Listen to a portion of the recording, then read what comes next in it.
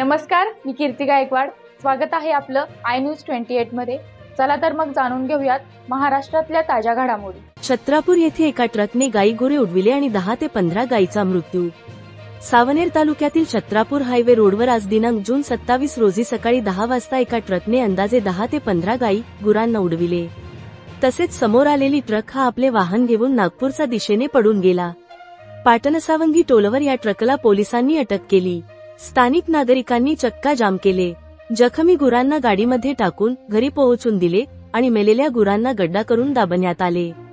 ही माहिती मिळताच सावनेर क्षेत्राचे आमदार डॉक्टर आशिष देशमुख, डॉक्टर राजीव पोद्दार, मनोहर कुभांगरे, इतर पदाधिकारी, पोलीस अधिकारी, उपविभागीय अनिल मस्के, सावनेर केलवत पोलीस स्टेशनचे ठाणेदार अनिल राऊत, सावनेर पोलीस स्टेशनचे ठाणेदार उमेश पाटील तसेच गावातील सर्व नागरिक व पोलीस कर्मचारी घटनास्थळी उपस्थित होते।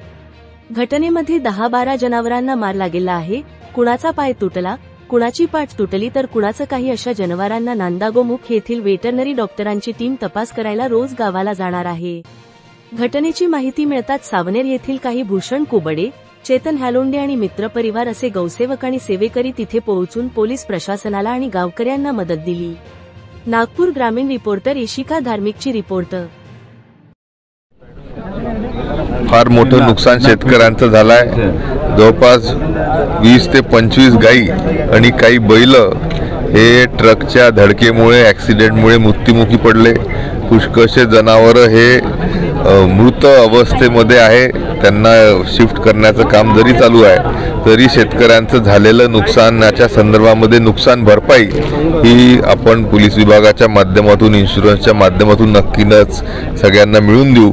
पण सातत्याने या ठिकाणी होणारे अपघात, त्याच्यामध्ये जीवाला होणारी जनावरांचा धोका, ह्या सर्व पाहता ह्या पुढच्या काळामध्ये इथे NHAIच्या माध्यमातून एक बोगदा तरी किमान निर्माण व्हावा, यासाठी नक्कीच आम्ही सन्माननीय गडकरी साहेबांच्या माध्यमातून ह्या गावातील नागरिकांना व येथे असलेल्या गुराढोरांना न्याय हा दिल्याशिवाय राहणार। किती वाजता ही घटना झाली आणि किती जनावर मरण पावले?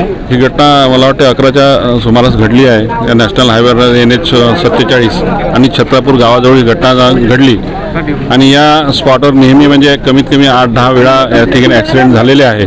माननीय आमदार साहेब, आदरणीय डॉक्टर पोद्दार साहेब या ठिकाणी उपस्थित आहे।